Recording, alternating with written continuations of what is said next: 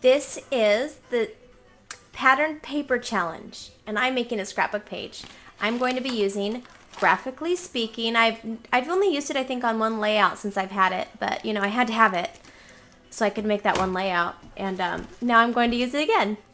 This is, just looking through it just now while I'm trying to figure out what I'm going to do, this cartridge has pretty much everything you can imagine on it. There's so many things on it. I didn't even know there was a sombrero right there. How fun. I am going to use just a saying from here, and it just says sweet girl. I always call my daughter, we always say sweet girl. We always call her that. I am using pattern paper in here. Pattern paper, this is Rockabilly from Stampin' Up, my new favorite pattern paper. I need to order another pack actually too. I'm going to change my blade down to 4. I had it on 6. I'm going to change my blade to 4, and I'm going to put my speed to 4 and my pressure to 4. And I want to cut this out at, now this sweet girl has a little, if you can see that, it has some hardware that goes along with it, because I believe you're supposed to use it with this. I'm just going to use it by itself. And so I need to hit the shift and the SG button that has that on it. I didn't number this one, I should. I haven't had time to do that yet. And then I want to do real size. Somebody asked what real size was. I'm going to explain the difference to you. If I was going to do this just on paper saver or regular, this would cut out, first of all, this would be the regular size. Like if I'm doing it in 4 inches, this would be 4 inches. When I cut out the sweet girl, it would not be 4 inches because it would be proportionate to this one right here. So it would be small enough that it would fit in here just like the picture shows. So if you want to make it the real size, you need to hit the real size button, and it's probably going to make this hardware the real size, but it's okay as long as this sweet girl part is bigger. So that's what the real size button is, and you use it. I use it a lot if I'm using Zubaloo, if I want the characters to be bigger, because if you cut out the characters on Zubaloo without hitting real size, they're going to be proportionate to the letter, because they're supposed to go around a letter. I just use them plain. You can use them however you want. Okay, back to Graphically Speaking. I think I want this to be, I'm going to do, say 3 inches, because actually I'm going to do 3 1/4 inches and press cut.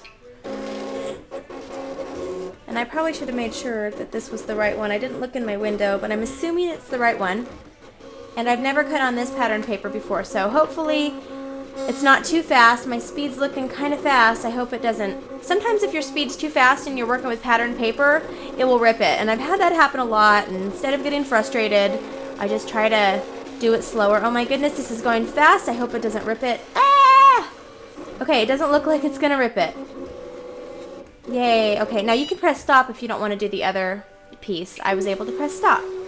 Okay, so I have my sweet girl, and I use this pattern paper, and now I'm going to use Hello Kitty Greetings for my second part of this. Okay, now I'm cutting this cherry out from Hello Kitty Greetings. I really love this cartridge. It's versatile. I use it a ton. Okay, so I hit my cherry. Make sure my real size is back onto paper saver, because that's what I use the most, is paper saver. Make sure my blade is back up to 6. My speed is high and my pressure is the highest.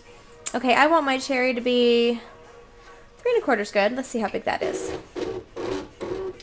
Let's see here.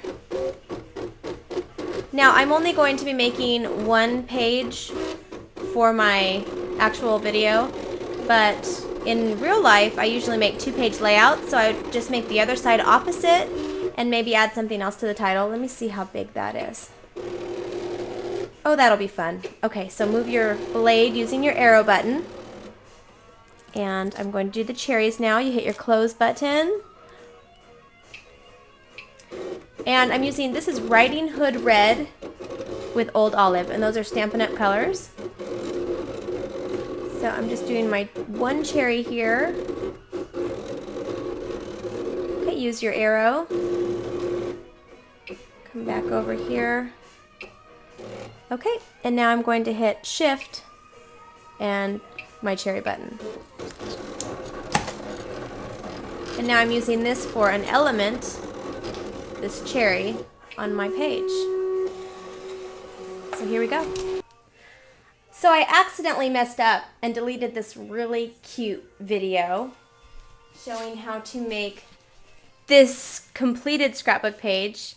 I'm really upset about it, and I can't really pull this other paper off. It's kind of gross. So I'm just going to explain some of the key points to this scrapbook page. Isn't it just so cute? I love it. And I'm using the Rockabilly Stampin' Up! Paper.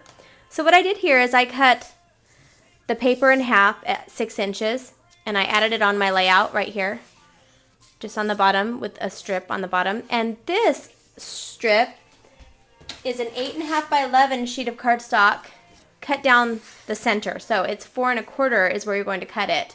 That will give you 2 equal parts on your 8.5 by 11 sheet of cardstock. I use 8.5 by 11 a lot. I don't want to cut down and waste a lot of my 12 by 12 paper if I can do it with the 8.5 by 11. 8.5 by 11 seems to be less expensive, and I have more of it on hand. So I just added that up at the top. And then this little border, this is 1 3/4 inch.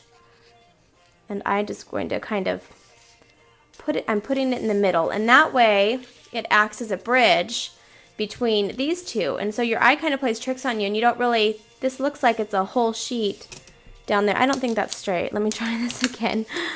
Ah! I'm just having one of those moments. What's the deal?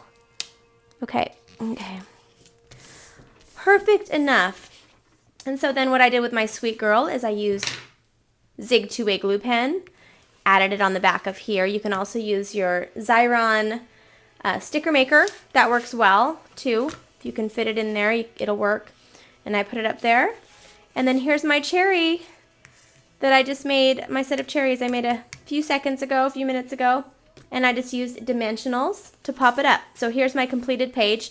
Now if I was going to use this, I probably will do this as a 2-page layout. I would do the exact same thing, and I would probably, I'm just going to reverse it when I actually put it together. So this is what my layout would look like, and then I'd have different pictures, and then I'd have my journaling over here in the bottom or something like that. So it's really easy to make a 2-page layout. You can also do something like this. You can just get really creative with it. So I hope you enjoyed my quick video. And this challenge was to make something using pattern paper with your die cut machine, your Cricut, or if you don't, just try to make it work. 'Cause I want everyone to be able to participate in all the challenges. Good luck!